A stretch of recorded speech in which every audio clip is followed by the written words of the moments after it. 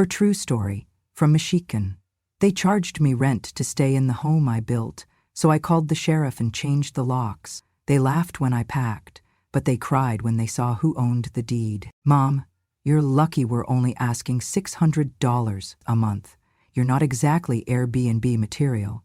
You should be grateful, and if you are grateful, you should help us clean the house. An old maid like you deserves it. That was what my son said to me, standing in the kitchen of the house I built with my husband. He slid the rental agreement across the counter like it was a dinner menu and not the eviction of my dignity.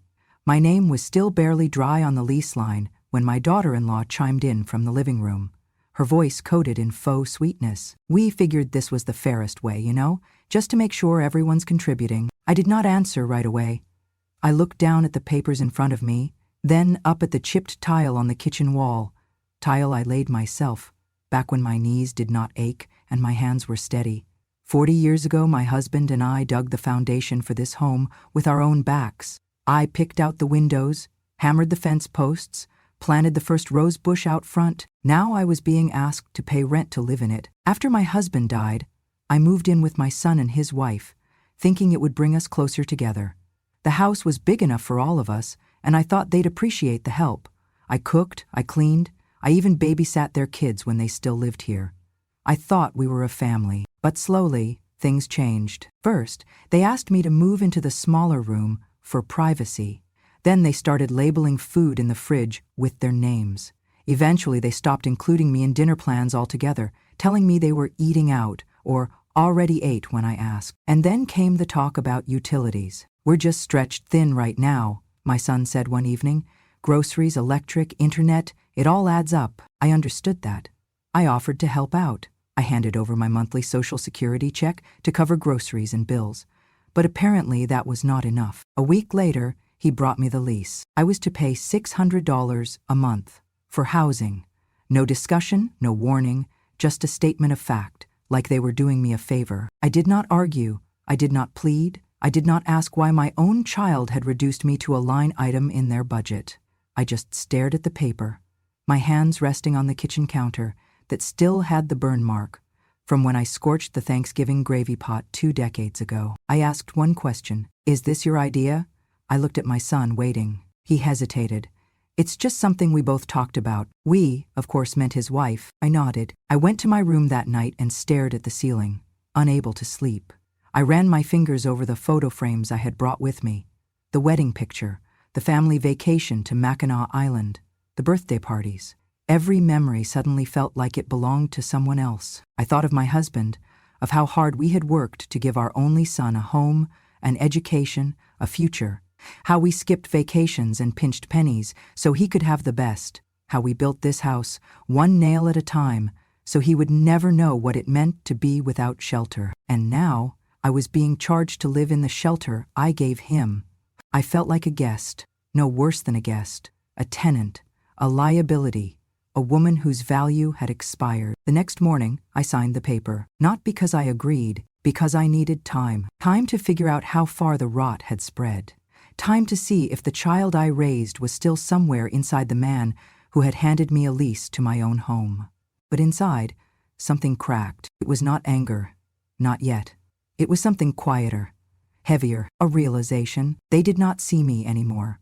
Not as a mother, not as a builder, not even as a woman. They saw me as a bill. As I slid the signed lease back across the counter, my son gave a tight smile and said, "Thanks for understanding." I nodded, but what I thought was this. This is the last time you hand me paper and expect me to sign without reading every line. And that was the beginning. Not of the end, but of the reckoning. It started with the heat. The nights had turned colder.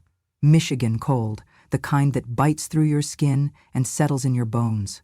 I went to the thermostat, like I always had, and turned it up a few notches.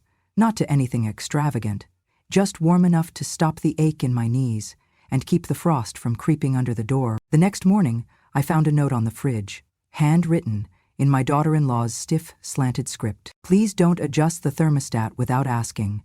Electricity isn't free." I stood there for a moment, holding my cup of tea, rereading the note 3 times to be sure I understood. That evening, I waited until my son got home from work and asked him, gently, quietly, why I needed permission to heat the house.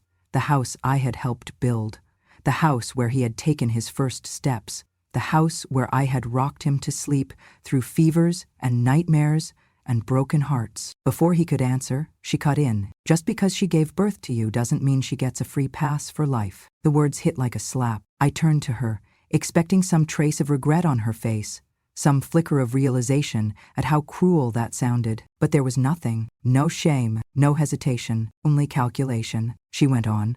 We're the ones paying the bills now. If she's not contributing more, then she can't just use whatever she wants. I wanted to scream that I had already handed them every cent I had coming in each month, that I cooked their meals, cleaned their floors, folded their laundry, that I asked for nothing except dignity. But I said nothing, because I knew now this was not about money. It was about power. They wanted to make it clear. This was not my home anymore. I was not the head of this household. I was not even a guest. I was an occupant, subject to their rules. Shortly after that, they moved me into the smallest bedroom in the house. It used to be a storage room. No windows, one outlet. They called it cozier. They even put a curtain up instead of a proper door. My bed barely fit between the walls. The dresser I brought from my old room was left in the hallway until they could find space. I lay awake that first night in the dark, curled up in a blanket too thin for the drafty walls, and realized something terrifying. They were erasing me, not with cruelty loud enough for neighbors to hear, but with quiet shifts, one after another, like a tide that pulls you out to sea before you even realize you're drowning. I was not allowed to cook anymore. We're doing meal prep now. I was told not to use the washer during the day. Rates are lower at night. I had to ask before inviting a friend over, just so we're all on the same page. Every request was cloaked in politeness, but every one chipped away at who I was. And then one morning, I overheard a conversation I was never meant to hear. She should have thought twice before giving us the house and expecting a free ride after, my daughter-in-law said to the neighbor as they stood outside the front porch. That sentence stopped me cold. Giving them the house? I had never given them anything but trust. That night, after they went out to dinner, I crept into the garage where we kept all the old documents. There was a plastic tub marked house papers. I remembered putting it together myself the year after we paid off the mortgage. I opened it and started digging. Tax records, repair receipts, old utility bills, but no deed, no certificate of ownership, no will, no insurance, nothing with my name tied to the property. I opened every folder, checked every envelope. My fingers shook, not from age, but from the rising panic in my chest. The deed was gone. The last proof that this house still belonged to me was missing. And that was the moment I understood. This was not just about control. They had taken something, and I was going to find out exactly what. She should have thought twice before giving us the house and expecting a free ride after. That is what my daughter-in-law said to our neighbor, loud enough for me to hear from the window where I was watering the dying fern they kept forgetting to care for. Her tone was casual, even cheerful, as if she was just stating a fact. I do not know what was worse, the words themselves or how lightly they seemed to come. The neighbor mumbled something polite in return, probably uncomfortable, but the damage had already landed. Gave them the house? The memory came rushing back in a cold wave. 2 years ago I had fallen ill, nothing too serious at first, but it worsened quickly. I was in and out of the hospital, tests, bills, confusion. My son had sat beside my bed with a clipboard and a smile that, in hindsight, felt too rehearsed. "Mom, just sign this," he had said. "It's just temporary, to give me legal authority to handle the mortgage and property stuff while you recover. You'll still be on everything. It just helps with the bank." I had signed. I had not read it closely. I had trusted him. He was my son. That document was the turning point, and I had not known it. Now I was standing in my own kitchen, my name no longer on the deed, being talked about like a squatter who had overstayed her welcome. They had taken advantage of the moment when I was weakest, when I was too sick to read fine print, when I just wanted to focus on healing and not on legal jargon. I had been a fool, but I had not always been a fool. Before I was a mother, before I was a wife, I was a clerk for a family law office. I knew how paperwork worked. I knew that every transaction left a trail. And, more importantly, I knew that if my name had ever been on that deed, truly on it, there would still be a record somewhere. They could not erase me, completely. So I started looking. Not in the house, I already knew they had cleared that out. No, I went to the courthouse in town, a building with faded flags and tired staff who still remembered to be kind to old ladies who asked questions politely. I requested the property file. The clerk, a woman in her 40s with sensible shoes and kind eyes, pulled it up. I gave her my ID. She asked if I was a party to the property. I believe I still am, I said, and I was right. There it was, a deed from 1984, signed by me and my husband, declaring joint ownership. Then another document, more recent, transferring half the interest to my son and daughter-in-law, marked as temporary custodianship due to medical incapacity. But one line stood out. The original deed had never been revoked. No one had ever removed my name. I still held 51% ownership of the property. I asked for a certified copy of the file. The clerk printed it, stamped it, slid it across the counter. Would you like us to notify the other parties of the access request? No, I said calmly. They'll find out soon enough. I stepped out of that building with the papers tucked tightly under my arm, and for the first time in 2 years, my spine straightened, just a little. They thought I was just a frail old woman who did not understand legal language, but I had built this house, brick by brick, and I had kept the receipts. I did not announce anything. No speeches, no confrontation. I simply started packing. A few clothes, my old jewelry box, the framed photo of my husband in his Navy uniform, the Bible he gave me for our 10th anniversary.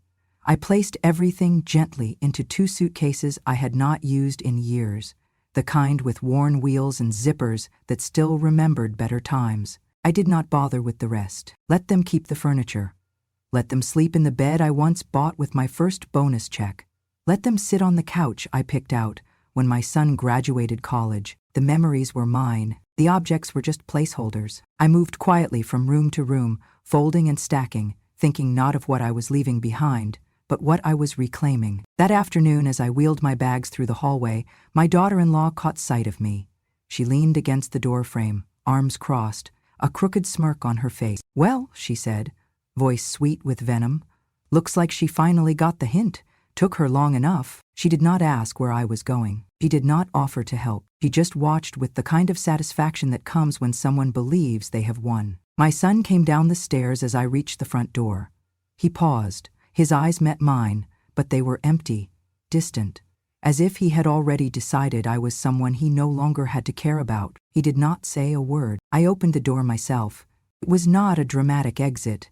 There was no storm, no slammed doors, only the quiet click of my suitcase wheels on the front porch as I walked away from the house I had built. But I did not go far. In the next town over, nestled between a hardware store and a diner that still served bottomless coffee, was a small brick building with an American flag out front. The sheriff's department. I stepped inside and gave my name. The young deputy at the desk looked surprised. "The Ruth Gardner?" "Yes," I said. "And I need to speak with the sheriff." He came out 5 minutes later, taller than I remembered, but with the same gentle eyes and crooked smile he had as a boy when I used to babysit him. "Miss Ruth?" he said, startled. "It's been years." "It has," I smiled. "You used to call me Auntie Ruth when I brought cookies to the station." He laughed, then gestured me into his office. "What can I do for you?" I sat down and laid the documents in front of him. The certified deed, the ownership transfer record, my ID, the letter from the clerk confirming my status as majority owner. Then I told him everything. I told him how they moved me into a storage room, how they made me pay rent, how they took my name off the mailbox and acted like I was just some freeloader clinging to a house I had no right to. I told him how I found out I still owned more than half the property. When I finished, he was quiet for a moment. Then he picked up the papers, scanned them with practiced eyes, and let out a long breath. "Well," he said slowly, "if this is all accurate, and it sure looks like it is, then what they're doing isn't just disrespectful. It's illegal." I looked at him. "So what does that mean?" He leaned back in his chair, fingers steepled. "It means if you're the lawful owner and they're refusing to leave or attempting to charge you rent, they're occupying your property without consent." In plain English, he smiled, then said the words I had been waiting to hear. "If you're still the rightful owner, they're trespassing. Cow traro." And that was when I knew I had not just walked away from my home. I had walked toward justice. Power does not always come from raising your voice. Sometimes, it comes from holding the right piece of paper. After my meeting with the sheriff, I contacted an attorney. I chose a local woman named Hannah Givens, a sharp, no-nonsense professional who came highly recommended by the courthouse clerk. She had a reputation for being calm in the courtroom and ruthless on paper. I met her at her office on a gray Thursday morning. Her handshake was firm. Her eyes were direct. "I've reviewed the documents you sent," she said, flipping through the certified copies I had brought from the clerk's office. "You have every right to pursue full control of the property. The current occupants are not just overstepping, they're legally vulnerable." I nodded, feeling the weight of every insult, every silent humiliation, settle just a little lighter on my shoulders. "We'll begin with a petition for reinstatement of property rights," she continued. "It's clean, efficient, and it won't require court appearances unless they contest it." "I don't want them to know it's me," I said. She raised an eyebrow. "I want it handled through the trust," I added, sliding a sealed envelope across the table. "It's an old trust my husband and I set up years ago for property taxes and future estate planning. The name on it is neutral. They won't recognize it." Hannah smiled. "Smart." I signed the papers that afternoon. Petition for repossession, affidavit of prior ownership, declaration of current occupancy dispute. She notarized each one, placed them into a manila folder, and said, "This will be submitted first thing in the morning." The next day, the sheriff's office processed the request for a residency check, citing property ownership conflict. The wheels of justice began to turn. A week later, the district court approved the initial petition and issued a formal notice of disputed ownership to the occupants, my son and daughter-in-law. The document stated that unless they could provide evidence disproving my retained interest, they were required to vacate the premises or face formal eviction proceedings. They still had no idea who was behind it. To them, it must have looked like some kind of clerical error or legal technicality. But I knew better. This was not revenge. This was restoration. I watched the process from Hannah's office, tracking each filing, each stamped envelope, each confirmation of receipt. My hands did not shake, not once. When she handed me the final form to sign, the formal complaint for unlawful occupancy, I picked up the pen, placed the tip on the line, and wrote my name. Not as a mother, not as a victim, but as the legal, rightful owner of the home I built with my own hands. I did not cry. I did not smile. I just signed. Because justice does not always shout. Sometimes it signs and it does not flinch. It was a quiet morning in early spring, the kind where the wind still carried a bite, but the sun was starting to return. I stood across the street from the house, my house, wrapped in a dark wool coat that belonged to my husband, the same one he wore when we first moved in. It still smelled faintly of cedar and memory. The sheriff's cruiser pulled into the driveway just before 9 a.m., followed by my attorney's car. The engine barely shut off before they were at the front door, official papers in hand. I watched from the sidewalk, still, silent, and unseen. The knock was loud, measured, official. My son answered in sweatpants, confusion already on his face. "What's this about?" he asked, blinking in the sunlight. The sheriff unfolded the document. "This is a legal notice of property repossession. You and your wife are being asked to vacate the premises within 48 hours due to unresolved ownership claims." My daughter-in-law appeared behind him in her robe, eyes puffy, voice sharp. "Excuse me, what the hell is this? This has to be a mistake." "It's no mistake, ma'am," the sheriff said, calm but firm. "You've been notified. You had 14 days to respond. You didn't. This is the enforcement phase." "Who filed this?" she snapped, her voice rising. "We own this house. Who the hell is doing this to us?" I took my cue. I stepped off the curb. The sound of my heels on the pavement was the only sound in the world for a moment. My coat moved with the wind. My hands were steady, my breath was even. They saw me the moment I reached the edge of the driveway. My son blinked like he could not believe his eyes. My daughter-in-law's mouth fell open, mid-rant, but no words followed. I said nothing at first. I reached into my purse and pulled out a folder. From it I drew one paper, just one, the original deed. My name. My husband's name. My portion, 51%. I held it up without trembling, then I looked at them, directly, for the first time in months. "The woman you charged rent," I said softly, "is the legal majority owner of this land." They were frozen. "No one took it from me," I continued. "No one tricked me. You tried, but you failed." You can't do this," my son whispered, his voice breaking. "I already did. I replied. No anger, no shouting, just truth. The sheriff nodded beside me, then handed them the second page, the final order. You have until Friday to remove your belongings. I turned and walked back across the street without looking back. I did not need to see their faces again, because this moment, this silence, was louder than anything they could ever say. It was a quiet morning in early spring, the kind where the wind still carried a bite, but the sun was starting to return. I stood across the street from the house, my house, wrapped in a dark wool coat that belonged to my husband, the same one he wore when we first moved in. It still smelled faintly of cedar and memory. The familiar scent clung to me like the echo of an old song, one we used to hum while painting the porch together. The sheriff's cruiser pulled into the driveway just before 9 a.m., followed by my attorney's car. The tires cracked gently against the gravel, as if even they knew this land deserved respect. The engine barely shut off before they were at the front door, official papers in hand.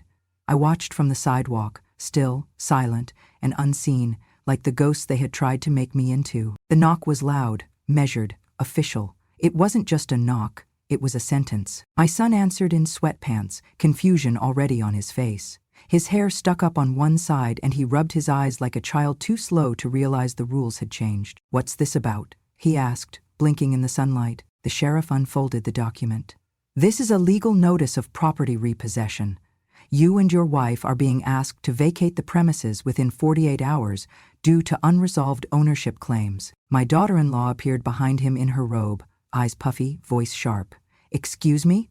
What the hell is this? This has to be a mistake. It's no mistake, ma'am, the sheriff said, calm but firm. You've been notified. You had 14 days to respond. You didn't. This is the enforcement phase. Who filed this? She snapped, her voice rising. We own this house. Who the hell is doing this to us? I took my cue. I stepped off the curb. The sound of my heels on the pavement was the only sound in the world for a moment. That rhythmic click was steady and slow, like a metronome counting down to a truth long overdue. My coat moved with the wind. My hands were steady. My breath was even. But my heart, it beat with something I hadn't felt in years. Certainty. They saw me the moment I reached the edge of the driveway. My son blinked like he could not believe his eyes. My daughter-in-law's mouth fell open, mid-rant, but no words followed. I said nothing at first. I reached into my purse and pulled out a folder. From it, I drew one paper. Just one. The original deed. My name, my husband's name, my portion. 51%. I held it up without trembling. Then I looked at them, directly. For the first time in months, the woman you charged rent, I said softly, is the legal majority owner of this land. They were frozen. No one took it from me, I continued. No one tricked me. You tried, but you failed. You can't do this, my son whispered, his voice breaking. I already did, I replied. No anger, no shouting, just truth. The sheriff nodded beside me, then handed them the second page, the final order. You have until Friday to remove your belongings. My daughter-in-law turned to him, frantic. This is insane. We've lived here for years. Our name is on the mailbox. Mailboxes don't hold title, my lawyer said, stepping forward. Deeds do. And this one says she's still the legal majority owner. You had the chance to contest it. You chose not to. My son looked like he wanted to collapse, to melt into the porch we had once sanded together on a Saturday when he was 7. But I gave him nothing. Not a hand, not a word. I turned and walked back across the street without looking back. Behind me, the sheriff spoke again. We can offer assistance if needed with the move, but the clock starts now. I stepped onto the sidewalk. The early spring wind pushed against my coat. I inhaled, and I could smell the lilac bush that once stood outside the kitchen window. It wasn't blooming yet, but I would bring it back. They tried to erase me, but I had roots here, deep ones. Roots you cannot pull from the ground without breaking something sacred. As I got into my car, I glanced once in the rearview mirror. My daughter-in-law was sobbing on the porch. My son stood behind her, expressionless, hands limp by his sides. This was the same porch where I once handed him his first lunchbox, the same kitchen where I sewed the patch on his jacket, the same garden where I taught him how to hold a watering can, and now it was mine again. Not because I yelled, not because I begged, but because I never truly left. They laughed when I packed, but they cried when they saw who held the deed. And for the first time in years, I felt the ground beneath me say, "Welcome home." The house is quiet now, not empty, quiet. The kind of quiet that feels earned, like the silence that comes after a long storm. A silence you do not fear, but welcome. A silence you tend to, like a final cup of tea at the end of a hard day. I wake up each morning to the light that filters through the same east-facing window my husband installed with bare hands. He measured it 3 times, cut the frame himself. I remember the sawdust in his hair, the proud smile when he finished it. That light still hits the same spot on the bedroom floor, casting warmth on the quilt I sewed when I was pregnant with our first. The garden is starting to bloom again. I planted marigolds first, his favorite. Bright gold, strong stems, resilient. They remind me of him. The roses will come in July, and with them the hummingbirds. I placed a feeder by the porch, just like we used to do. It took them 3 days to return, as if they had waited for me. The kitchen has its rhythm again.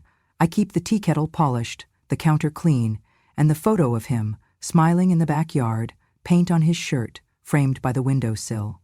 It watches over me while I cook. Sometimes I speak to it, not always with words, but with glances, with pauses, with the way I rinse the tomatoes before slicing them. He loved the smell of fresh herbs. I do not invite people over. I do not need to. I do not brag to the neighbors. They do not know what happened, and I have no need to tell them. Not because I am hiding, but because what I did was not for spectacle. It was for me. Because this was never about proving anything, not to them, not even to my son. It was about remembering who I was before they tried to make me forget, before they reduced me to a rent check, before they made me feel like a guest in my own legacy. Every brick of this home remembers me. Every floorboard knows my footsteps. Every nail was held in place by the calloused hands of a woman who built more than just a shelter. I built a life here, a family, a foundation. I did not reclaim this house for comfort, or power, or vengeance. I reclaimed it because it was always mine. Because when they laughed as I packed, they thought I was walking away. But I never left. Not really. They tried to erase me. But I had already written myself into every corner of this place.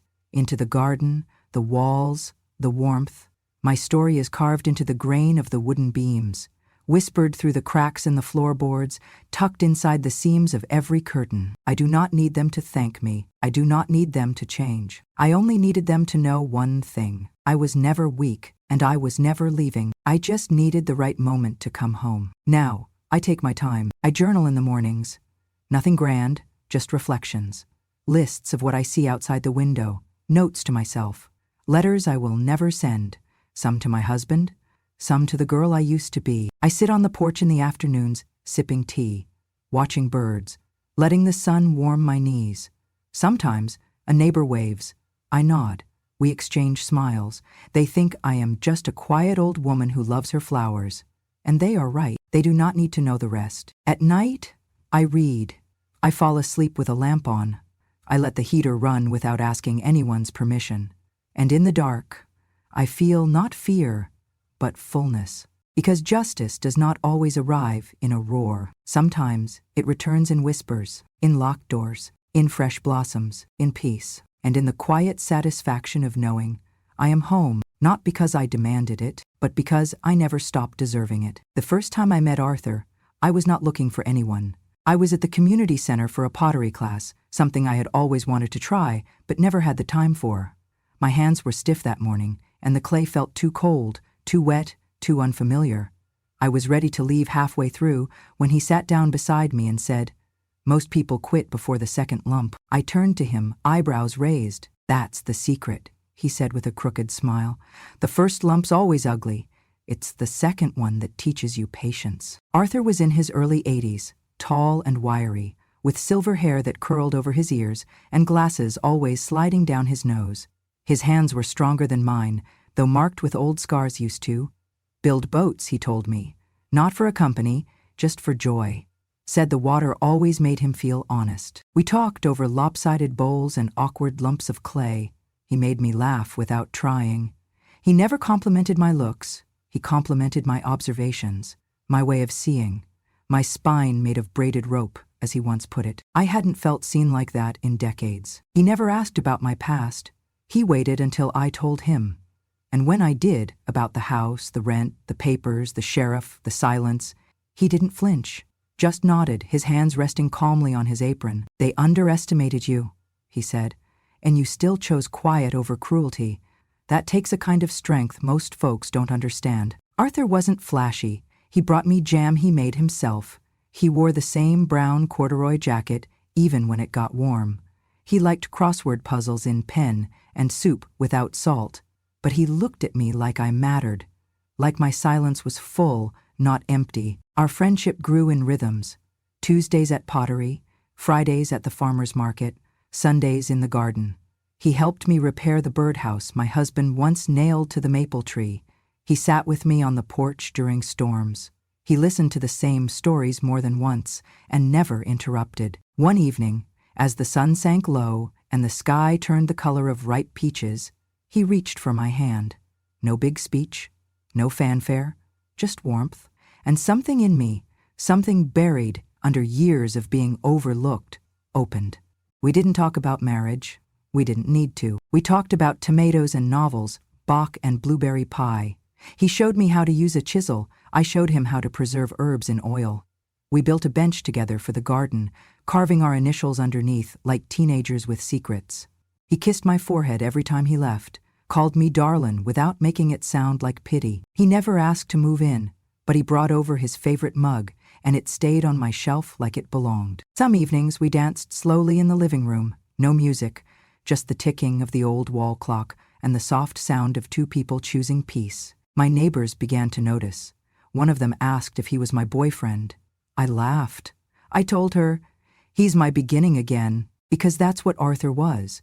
Not a replacement, not a rescue, a beginning. A reminder that it is never too late to be chosen with care. That even after the world bruises you, love can find you.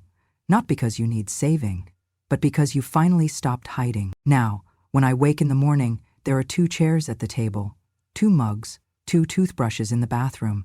We keep separate beds, but fall asleep in the same room, reading quietly until one of us forgets the page. He calls me his wildflower, and I call him mine. So no, the story didn't end with the locks changing and the deed returned. It grew, it softened, he bloomed again, because sometimes justice is followed by joy, and sometimes, when the world thinks you're finished, you meet someone who sees you, not as broken or bitter, but as a woman still blooming, a woman still brave enough to love. Thank you for staying with me until the very last word. If this story stirred something in your heart, whether it was anger, recognition, or a quiet sense of justice, then you understand what many choose to ignore, that strength does not always raise its voice. Sometimes it signs a deed. Sometimes it closes a door without slamming it, and sometimes it sits quietly on a porch it reclaimed, sipping tea in the morning light, knowing it needs no applause. This was never just a story about a house. It was about dignity, about memory, about roots and rights and the soft power of endurance, about not asking for power, but reclaiming what was never truly lost. It was about standing up, not with fists, but with facts, with paper, with patience, and with pride. It was about every woman who has ever been told she was a burden, every grandmother made to feel like she was lucky to be allowed to stay, every matriarch asked to shrink herself in the very place she once built from nothing. If you saw yourself in my story, or saw someone you love, know this: you are not invisible, you are not small, you are not forgotten. You are the reason I tell these stories, because someone has to remember, someone has to speak, and someone has to remind the world that there is no expiration date on justice. If you believe the quietest women often carry the loudest truths, then I invite you to subscribe to Grandma True Stories. This isn't a channel about pity. It's a place for clarity, for closure, for courage. Here, we tell the stories no one else will. The ones whispered behind closed doors, the ones dismissed at family dinners, the ones that echo through the decades, waiting for someone to finally listen. We don't chase revenge. We don't scream. We remember. We reveal. We remind. And when a grandma speaks, the world listens. So if you want more stories like this, stories of resilience, of quiet justice, of real women with real voices, then click subscribe. Join a growing family that believes in truth without theatrics, in justice without judgment, and in strength that doesn't need permission to stand tall. Subscribe now to Grandma True Stories, because some stories need to be heard, and some truths once spoken can never be silenced again.